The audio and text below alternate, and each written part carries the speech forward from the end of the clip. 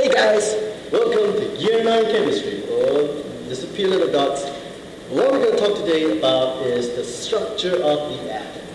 Now, you guys may have heard or studied previously that the atom is comprised of three things, like protons, neutrons, and electrons.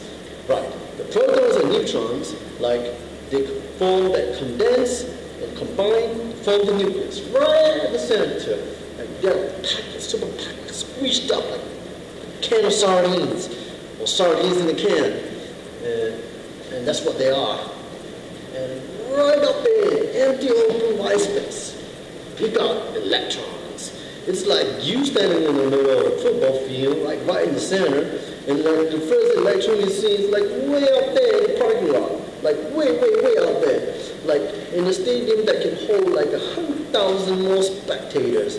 So it's like really far. I don't know if you've been to stadiums like that, but whoa, that's like really far. Anyway, so that's where electrons are. So, in a nutshell, atoms are nothing more than empty space, little specks of subatomic particles. Now, after scientists have done research and like observations and stuff like that, they have concluded that these are the properties of subatomic particles in the atom. So we've got protons written as P superscript plus. It has a relative charge of relative mass of 1 and a charge of positive plus. Neutrons here written as n to the power naught has also has a relative charge of 1 and has no charge. You know this. Electrons written as e to the power of negative has a negligible mass. What does that mean, negligible? It's like not really affecting the mass of the protons or the electrons or any atoms. It's kind of like an ant, right? Compared with an elephant. If you put the elephant on a weighing scale and you put the ant right next to it on the same weighing scale, the mass of the ant is not really going to affect the mass of the elephant. It's kind of like that. So that's how heavy electrons are. And we know that it has a charge of minus. All right? So let's move on to the next topic, models of the atom. And what we're going to do is describe how the model is written as it progresses through time. And I'm not going to start with the Greek philosophers and pseudo-scientists when they written all sorts of what an atom is. You can Google and wiki that. I'm pretty sure you'll find lots of info on that. But I'm going to start with this guy called J.J. Thomson. And I think he kind of likes food because it's like, I like food so much, I'm going to make a model and call a model after my favorite English dessert.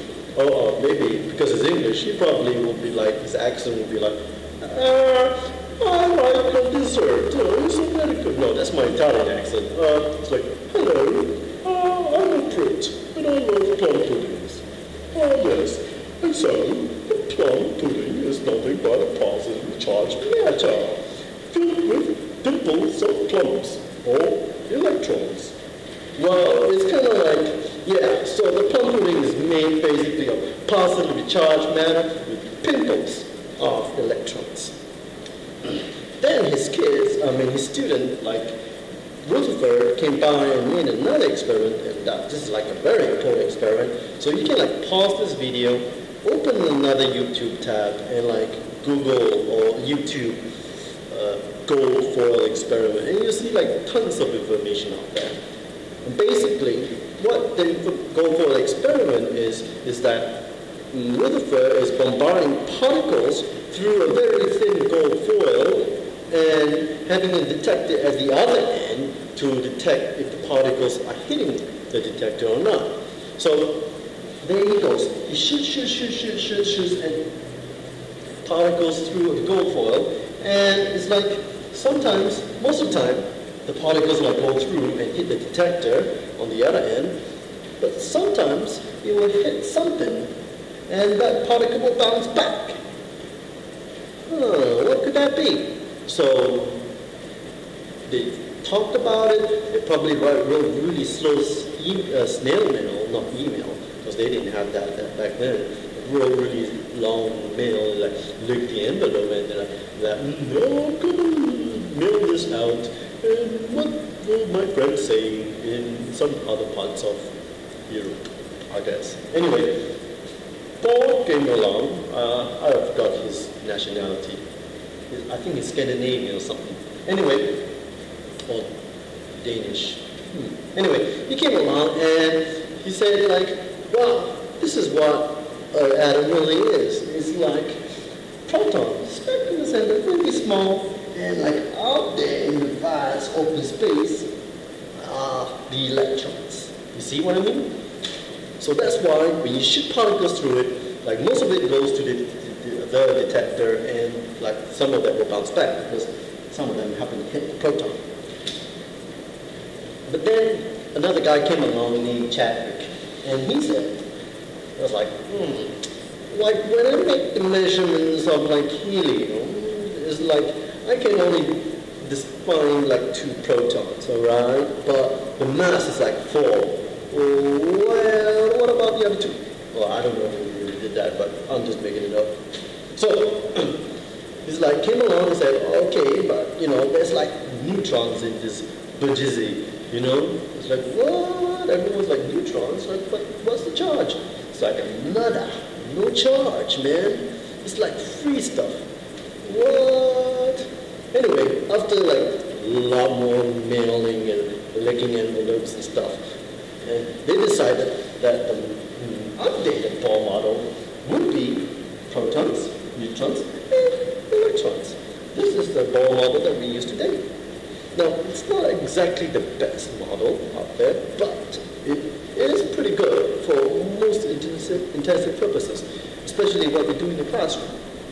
But there are other people that came along after that and probably used Mac computers and stuff, and they're like, you know, physicists and like mathematicians, and they like created this whole new other model, which people say is the most accurate model to date, and it's called the electron cloud model. And it's shaped like beautiful gymnasium barbells, or like 2 ice cream cones in one handle or something like that. So it's like has many different shapes, and you can Google a wiki about the electron cloud model, but it's going to get kind of complicated because it's like, whoa, what are you talking about? But just know that there are more accurate models out there. But for all intents and purposes, we can just kind of ignore this. Alright? So that's it.